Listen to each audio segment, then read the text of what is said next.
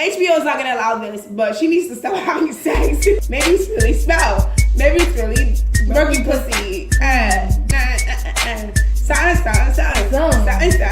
Broken pussy. Colleges always follow the money. Hella perspective. Hey guys, welcome to my channel. So we survived the hurricane. Woo woo. I slept through the hurricane. I was like monitoring. I stood up because I knew trees were one of the big factors in hurricanes, and then water flooding was also a big factor in hurricane that causes death. So I was just like, I'm gonna stay up. We actually have a tree that fell behind our apartment, and that was pretty scary, but it went down like smooth. But let's get started.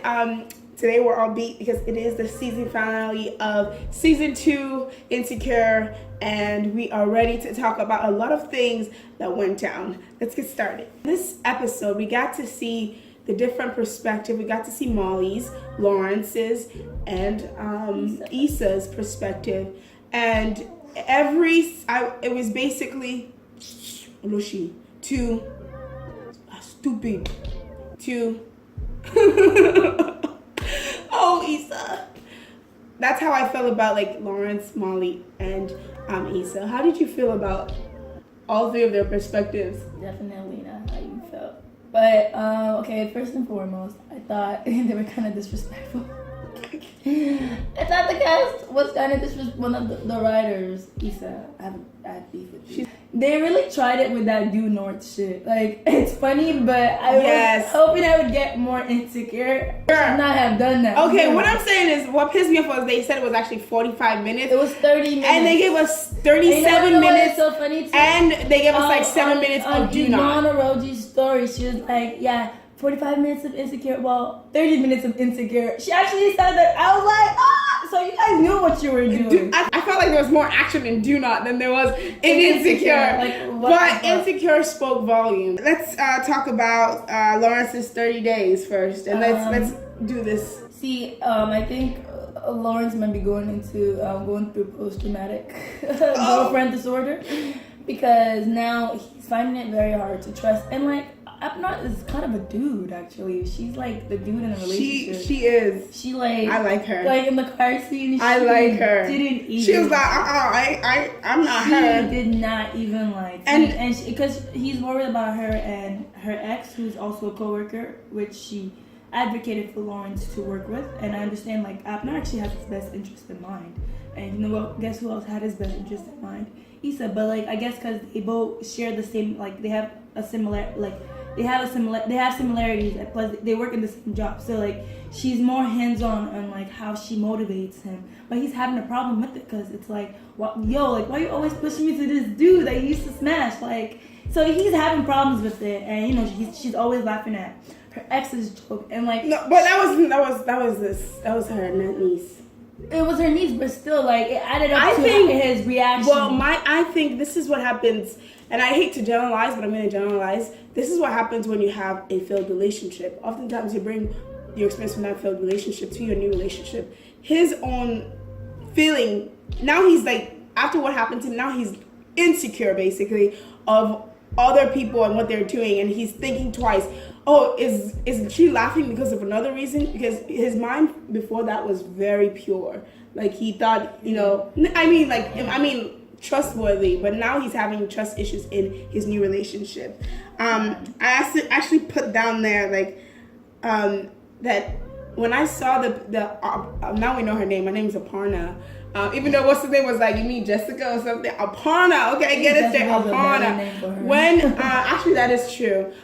When she was in Lawrence's new house, I think it's a house, and it's all decorated and beautiful. In my head, the first thing that comes to my mind is like, this is everything Issa should be enjoying. Like, this is Issa's hard work, and then some other girl comes over and rips the whole. We got a glimpse of Tiffany's secret. Okay, we got a glimpse. We did. There's still a little tea. Okay.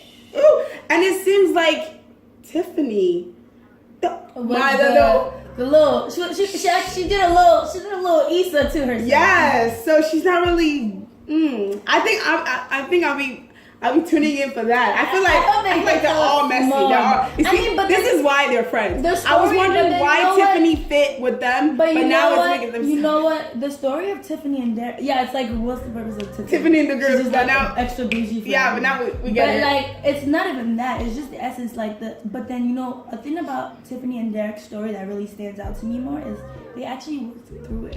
Mm-hmm. So you know, it's I mean everybody handles their relationships differently, right, but they actually work through it. it. So it sounds like someone cheated in their relationship too. She said half a month he was in a hotel, so like for half a year, Issa, not a month. Half a year, half a year. Yeah, so Issa could still have a chance. Well, no, I mean, Issa could still have a chance. Up like, but okay, I'll tell you why I don't think she has a chance.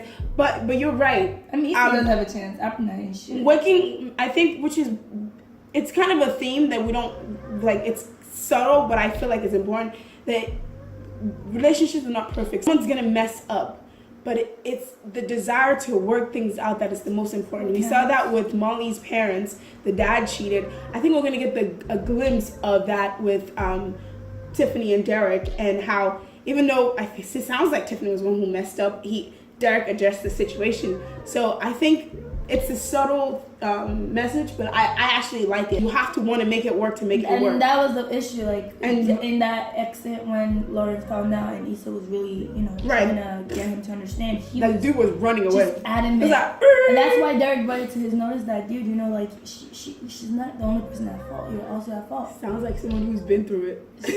Oh, you're dead right. It sounds like someone who's been through it. So, like, sometimes this writer it wasn't only her fault. It was your fault. Molly and Tro. Molly is that one. She started off well. Like Molly's 30 days. Molly ain't shit though. Molly, Messy Molly.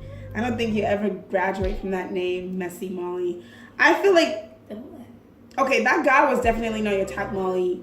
Granted, I don't know if you have a preference for light-skinned guys, or like you have a preference, but for me, I don't think that's what it is. I think it's about, I really don't know I don't know your type. I'm not even gonna assume. I think it's back to the should and could that right. therapist spoke about with her. Like, she feels like someone like Dro is who she should be with, disregarding the circumstance she has with him, and like someone like the guy from Carmichael Shop, someone like him is someone that she could be with. And that's another thing, like, you should also put into like regard, like, he's not her typical type, right, attraction wise, but like another thing that makes him stand out to her is that he's funny. He makes her laugh. You know what I mean? And that also reflects to like a lot of situations like girls deal with. Like, you have an idea of who you want to be with. You have that. You want that? You have the list? Yeah, you got that. You gotta be 6'4", big. he gotta be on the football team. He gotta be cute. But like at the end of the day, does he make you laugh? Gotta not have. Right, like he might give you butterflies, but butterflies ain't like happiness, to be honest. Right. At the end of the day. And you really want someone who cares about you as a person. And he puts you first, and he always like compliments her. He always like advises her. And it's actually pushing her to value herself more. Right. So I think girls struggle with this all the time. Like, you know what's good for you, but the other thing that's not good for you is always what's more entertaining. It looks good. And it takes a mature heart to know that, okay, he might not be the most attractive person, but he has my benefit. Like, he has my interest at heart. Right, yeah. So, and I don't think Molly can distinguish that, because her heart is, until she handles the business down there and like literally stop having sex and just try to focus on. You messy mama. Like, yeah, I think she feels not gonna allow this, but she needs to stop having sex without safety protection, sweetie.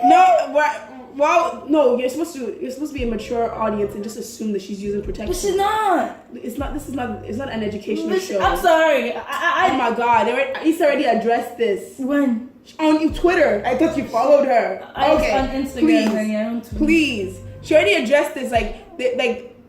Issa's already said HBO just assumes you guys are mature. It's like, you guys already know that people automatically use condom. Like, people. This was like first season. Like, everybody just having sex. Use a condom. She just stand up in the couch and she ended up. Well, they're supposed to show you how he's putting the condom. Yeah, show. No. Everything's like fast forwarded. But it's understandable, but like, okay, but you know, funny enough, I was talking to a friend this morning, and we were trying to like decipher the whole situation with Molly and Dro. I mean, to be honest, I don't feel like talking about Molly because I really thought she was getting better, but she wasn't. Anyway, she's not. But like, it was more of a, if she really wanted more with the guy that I don't know his name. If she really wanted more with him, like, she probably would not like have gone beyond making out with him that first night. Because I don't think he was even expecting. Right, it's like, that's what I'm saying. Like, she needs a sex hiatus, because if she really wants to connect emotionally and find the right person, the first thing you do is not have sex with them. That's why her pussy's broken. Right, it's just like literally like she's living in the expectation of the broken pussy. Hey, maybe it's really style. Maybe it's really broken pussy. Broken pussy. Were you surprised it was Jola? I actually kind of wasn't, because I feel like, you know, I get the writers, you have to keep us entertained so we can come back next season. So I see why you would not let Molly settle, which is good. Don't let them settle, because the more messier they are, the more entertaining they are. So I like the fact that Dro is back, because Dro got a job next season. And so, but Molly's situation is real situation that happens to a lot of people. A lot of girls in real life, like, just because he messages you, I miss you, does not mean you have to go back. Girl, when she was so, we do that too. We see this sex, we're like, we know he's not good for us. But guess what? When it comes down for you to actually get ready, look cute for that useless person that you know you're not supposed to be with, compared to who you're supposed to be with, guess who the girls look cute for? Yes. The drill types. Okay, so it's just so hard, you know. I feel like, because I've been exposed to these things, I'm just like, yep, that's what I thought. Check. It's just so like, like, you know how this is gonna end. Every time we talk about Molly, it's very depressing. We're like, oh. It's like, I mean, you already know how it's gonna end. It's gonna end with Molly wanting more, because, you know, like, I'm a girl too, and as much as girls think they could do the whole friends with benefit thing, at the end of the day, it doesn't work out. Unless you're like an OG, hey, respect. Hey. It will never work out. Like a partner. Like, I was talking to another friend, he's like, yeah, y'all girls don't really know how to do friends with benefit. No, girls don't. Oh, because we don't think with our genitals, we actually think with our heart, and we actually do think. I think what reason why it is that's right, we don't like, we actually think. We don't think with our we think with our heart, but it's like, guys, when they're friends with benefit, tend to be very caring about that girl. Like, they actually want to be genuine. And the girls take it the wrong way, because they're really really sweet. Exactly, and then you're like, oh, maybe he really cares. Maybe he wants to date. No. Okay, no. Like, yeah, and like you. No, just like guy. I have respect for guys who are upfront with you, and they tell you, look, I just want to be friends with benefit. I don't want a relationship. Yeah, I have a lot of respect for them. Right. But the one I don't have respect for are these Oloshi and Oli broke with the stupid guys who know they want to be friends with benefit and don't even tell you to begin with. And when you start catching feelings, they start acting up. So I guess they have more like self-respect. No, that's not. It's not about self-respect. It's not about self-respect too. Girl, I'm sorry. It's not about like people say have self-respect. It's not about self-respect. It's about like what you value. For me, I feel like Molly she has self-respect. When it comes to her job, she knows she's worth more than they're paying her. And they try her with that, we're going to give you a Rising Star Award. Oh, no, you didn't. Rising Star Award? Not money? You people really tried. They tried it. Right. Molly has, I don't think she doesn't, I think she does have self-respect. She knows what she's worth. But in certain situation, when it comes to her job, she knows what she's worth. That's why she's about to switch jobs in the next season. We'll see. But after that Rising Star Award, if she don't switch her job, I'm going to be so upset. Conversation is also about working with black people and working with white people. No, that's not true. Yes. That was hella stereotype. That was hella stereotype. It's like the school you go to, Esther. That was hella stereotype. It's like going to an HBC and going to a BW, but we won't talk about that. But it's like maybe you can give us some foretelling to go to HBCU, but that's a discussion for another day. No, but it's kind of like you probably don't see it as is, but like I understand where they're coming from. But Issa was right. Issa was right. You gotta follow the money. Always follow the money. Always follow the money. I'm sorry. Always follow the money. I'll tell you. Even with colleges, always follow the money. What's your prediction for next season? She's gonna get stuck. She's gonna get attached. She's gonna want Joe to do more. She's already attached. Joe knows she's attached. But like, she's gonna get worse. She's gonna want him to leave her wife. Divorce your wife. And Joe's gonna be like, and they're gonna be as dramatic as Due North. No, I will not divorce my wife. Due North did more shit for me than Insecure did in this episode. Due North, I didn't expect like a happily ever after. I wasn't expecting happily ever after, but which is good because they keep me wanting more. But like still, like I was just expecting. There were some particular scenes I had in my head. Okay, so talking about happily ever after, can we talk about Issa's perspective, starting from where she actually caught a glimpse of Lawrence running? No, let's start with Lawrence catching a glimpse of Issa. Oh, you want to talk about that? Because he saw her and he got shook, you know. He's like, ooh! And then he started running fast. They were shook because, you know, he left Apna in the dust. Anyway, now Issa's perspective, when she spotted Lawrence, the moment she spotted him, he was with the new girl. Ooh, that jump! Had her wrapped around his arms. No, her legs. Wrapped around his waist, like a little, and you know, they had a moment together, and Issa caught a glimpse of that, and I think for anybody, even if you are moving on, that hurts. You know what I mean? I felt that pain first. I was like, damn. I saw it, and I was like, every time I see Issa's face, I have to like. So let's just talk about the ending and how we felt about the ending. That actually made me really sad. And I figured that the writers would never let them be together because they gave you a glimpse of what their future would have been if they were still together. So it means they're never getting together. And I cried because a lot of the time you be thinking, like in your head, this is how it's supposed to end, you know. But it never ends that way. Ooh, when he got on his knees. I was like, I kind of already knew they were fucking with us. I was like, Issa is the master of fucking. And then everybody was like, and the story of Iman's story, because they had a watch party, everybody was like, everyone was literally like, yeah. But like, I mean, it was like, in that moment, it's like, oh my gosh, like, this is kind of what you wish would happen, but you know, it's just. I actually feel tears. Like, I'm like. But you know, like the whole like. We don't have that one person we think everything will go smooth with, and it's just like. It's like. But you know, I like Issa is probably not a better person after this because she still went back to Daniel. I mean, but I feel like so this just has to say that Issa over exaggerated. Yeah, like she was going through a lot, but I'm just saying. That's what I was saying. I was trying to tell you there was no big deal with it. But Insecure season 2 was amazing. Was greatly written. The song. Oh, you got me so insecure. Right. Man, so that's my song. I didn't really know that. We'll really say goodbye to like after.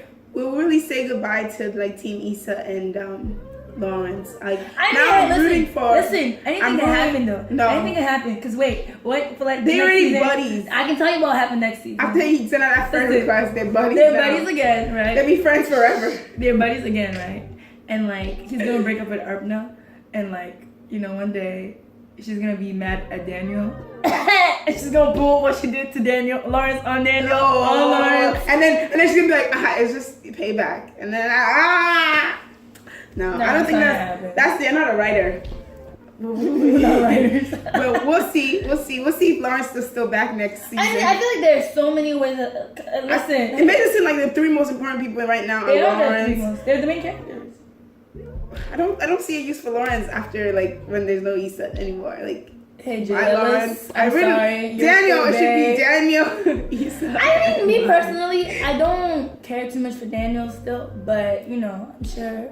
We'll see. I mean, I do believe, like I said, like the thing about Daniel and Issa is like homies. So to be honest, he probably knows Issa more than Lawrence does in a way because they grew up together. And like I don't know if you said it, but like Daniel can like have anybody he wants because he's like a TJ. He's hot. And but like he wants Issa because she has that it factor for him that like he likes that nerdiness, he likes that awkwardness, he likes that I know he said that too. He said it to me. They did an interview with him, right. but he said it.